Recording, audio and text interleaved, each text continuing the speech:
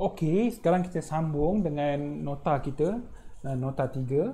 Okey, tadi kita lihat tentang integer ataupun data type di sini. Kemudian kita tengok variable declaration. Sebenarnya kita dah cover banyak benda dah tentang variable ni. Okey, cuma ini adalah lebih kepada formulation lah. Kan, sebabnya contoh tu saya dah tunjukkan kebanyakannya dalam kod-kod ataupun video sebelum ni. Okey, kat sini kita dah tengok sebelum ni kalau kita nak declare variable, kita buat data type, contohnya double, kemudian variable name, contohnya lang, contoh kan. Ataupun kat sini ada contoh lain, int counter, maksudnya counter adalah satu pun boleh ubah ataupun variable, jenis yang boleh disimpan olehnya adalah int. Int ada berapa bytes, kita tengok sebelum ni ada 4 bytes. Kemudian double, interest rate sebagai contoh, char, grade. Okey, jadinya bila ni lebih kepada petua lah, okey, ataupun bila kita nak buat namakan identifier kita ataupun variable kita, katalah kita nak gunakan dua perkataan, interest rate, jadi kita gabung, kita rapatkan, tak boleh buat double interest kemudian rate, interest dengan rate jauh, tak boleh, kena gabungkan interest rate. Kemudian untuk perkataan yang kedua, perkataan yang kedua dan seterusnya, huruf yang pertama kita gunakan huruf besar, contoh, ataupun kita gunakan underscore pun tak apa untuk connect. Contohnya kalau saya boleh tulis kat sini, okey, variable naming, caranya kita buat interest, okey, underscore rate pun boleh, ataupun interest rate. Perkataan yang kedua, huruf yang pertama kita gunakan huruf besar, contohnya annual interest rate sebagai contoh.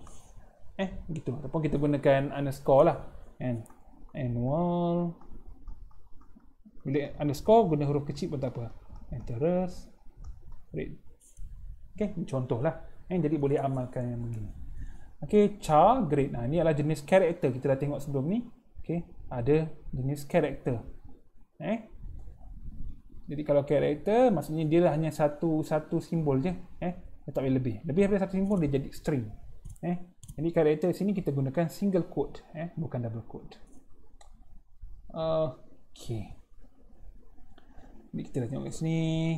Okay, in the first example, we are telling the system to allocate 4 bytes of memory space to store an integer. Ni pun kita dah bincang sebelum ni kan, sambil lalu kita tengok example apa semua, saya cerita. Jadinya inilah bendanya. Okay, interest rate is a variable that can store a value of type double, kan, sebab ruang yang diperuntukkan untuk interest rate ni, untuk nilai yang dipegang oleh ataupun disimpan dalam interest rate ni mestilah jenis double. Where double ada 8 bytes.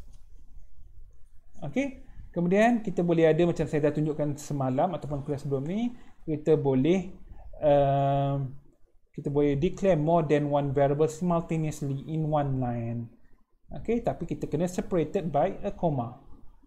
Contohnya kat sini lah, interest rate dengan wages, kedua-duanya adalah double, jadi kita separatekan dengan comma. Ni pun kita dah tengok sebelum ni, harap awak dapat ingat balik apa yang berlaku.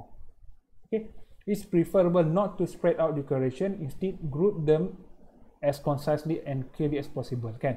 Jadi kalau kod kita panjang, so boleh-bolehnya declaration tu kita letak ke atas, macam ni lah, hour, kemudian ni declaration untuk hour, ni declaration untuk interest rate dan wages, kemudian ada lagi yang bukan kita buat macam ni, kemudian cout, kemudian cout, kemudian kita declare pula satu variable kat bawah, kan. Jadinya tak berapa kemas lah, kan, takut kita pun tak perasan declaration tu, kan. Dua-duanya declaration letak sekali, satu kumpulan, satu cluster. Okey, kemudian storing value ni pun kita dah cover sebelum ni. Okey, storing value senang je, bila kita dah, let's say kita declare, okey, contohnya kat sini in counter, jadi kita boleh store nilai counter ni sebagai counter equals to 5, macam ni je. Okey, sama je, kan. Jadinya kat sini ni bukan benda baru lah, tapi nak tunjuk contoh. Saya dah letak dalam kod. Sekejap ya, saya letak dalam kod 22, okay, kod 22. Okay, kita ada berapa? Kita ada 1, 2, kita ada 4 pembalik ubah ataupun variable jenis double. Kemudian saya beri nilai. Grade 1, 85.5. Grade 2, 97.0. Apa saya nak buat adalah saya nak kira total. Kalau total, of course lah, kita tambahkan. Kemudian, daripada total saya nak cari average. Average, lagi senang kan? Total, yang nak kira pada baris 8 ni, bahagi 2. Kan, bagi 2.0. Boleh juga. Bagi 2 pun tak apa, tak ada masalah. Sebabnya, total ni adalah double, jenis double. 2.0 sama ada 2.0 ataupun 2 double bahagi macam ni, bagi integer akan dapat double juga. Kalau double bagi double, lagilah akan dapat double. Okey, tapi saya kekalkan saja macam ni. Tak apa, bagi 2 pun tak apa. Okey. Jadi kemudian dah kira, kita akan see out the average grade is average. Okey, ni kita try compile. Okey, compile kat sini dan saya run. Saya dapat the average grade is 91.25. Okey, senangnya kan? Okay, ini tak ada benda yang, tak ada apa benda yang baru pun sebenarnya. Okey, saya ikutlah kan, dia datang time ni dalam nota je saya tunjukkan. Okey, note that the total di sini equals to grade 1 plus grade 2 is a valid assignment. Kita assign. Maksudnya kita tambah dulu, kemudian kita assign hasil tambah kepada total. Okay, so ni pun saya ulang sebelum ni. A variable said to be initialized when it assign a value for the first time. Okay, then there's another interesting example. Ni saya nak ambil saja kod ni. Saya nak letak dia sebagai, let's say, saya nak letakkan kod 23.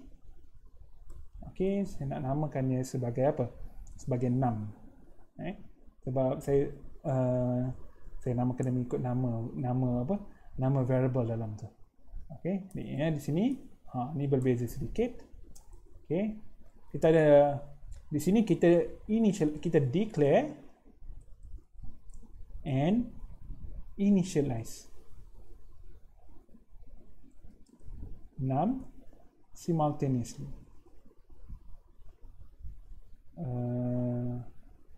Betul okey, betul. Okey, kat sini kita declare num, bermaksud kita int num, right, initialize iaitu num equals to 1 simultaneously. Okey, kemudian num equals to num plus 2. Kita tengok ni berbeza sikit. Kita ada, saya nak tulis kat sini. Kita ada int num equals to 1. Kemudian kita ada num, kita ada num equals to num plus 2. Jadi kat sini dia berbeza sikit pada baris yang ni, pada baris yang kedua ni. Di sini. Okey, dia berbeza sikit sebabnya kalau dalam matematik, let's say kita ada x sama dengan x tambah 2. Jadi kita akan bawa, kita akan dapat kosong sama dengan 2, which is tak betul. It's not true. Tapi paradigm untuk pengatur caraan komputer atau komputer programming, belah kanan adalah lama, nombor lama. Belah kiri adalah baru. Maksudnya kat sini num equals to 1, jadinya bila pergi pada baris yang seterusnya, baris 7 kat sini, nilai 1 akan digantikan dekat sini. Jadinya 1 tambah 2 dapat 3. Dah dapat 3, saya gantikan terus 3. Jadinya nilai 3 akan disimpan dalam 6 semula. Okey, maksudnya nilai yang disimpan tu dia akan keluarkan untuk berlaku operasi penambahan, dah keluar simpan balik dalam ruang yang sama dalam komputer awak tu, iaitu ruang yang diperuntukkan untuk 6. Jadinya sibuklah 6 ni kan, dia dah simpan, kemudian nilai tu diambil untuk ditambah. Bila ditambah, simpan balik dalam rumah dia. Kan? Sebagai 3. Okey. Jadinya kat sini 1 tambah 2, 3. Simpan balik dalam 6. Kemudian see out 6. Iaitu 6 yang terbaru. Jadi kat sini kalau saya boleh tambah, yang ini adalah 6 old. Yang ini 6 old. Ini adalah 6 new. Okey. Jadi old, gantikan old. Kemudian simpan dalam 6. Tapi sebenarnya dia adalah ruang variable yang sama. Dia macam rewrite the value stored within a variable. Okey. Jadinya benda ni awak akan jumpa banyak kali. Jadi kena betul-betul faham yang ni. Iaitu bila ada kiri dan kanan, dia akan baca belah komputer kita atau program kita akan baca yang belah kanan dulu. Dia dah baca, dia lakukan apa-apa operasi yang sepatutnya. Contohnya di sini tambah. Tambah dia akan assign. Dia akan simpan dalam pembalik ubah yang di sebelah kiri ni. Iaitu kebetulan di sini kita guna nama yang sama. Maka tak ada masalah, dia boleh simpan dalam ruang yang sama dalam kita punya komputer tu. Iaitu num namanya. Okey. Jadi kalau kita run, kita dapat 3. Sebab see out, kita see out 6 yang terbaru. Kan? Okey, bukan iaitu 6 di sini. Okey. Boleh ya? Okey, jadi boleh tengok kat sini lah. The expression on the right must be evaluated first.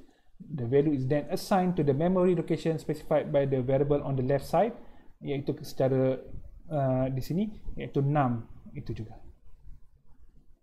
Okey. Sekejap ya, the statement num equals to 1 is read as num becomes 5. Sebenarnya bukan num becomes 5 ni, patutnya num becomes 1. Jadi kat sini ni sebab saya kata bila kita ada num sama dengan 1, dia bermaksud assignment statement, bukan equals to. Kalau equals to dia ada dua macam ni.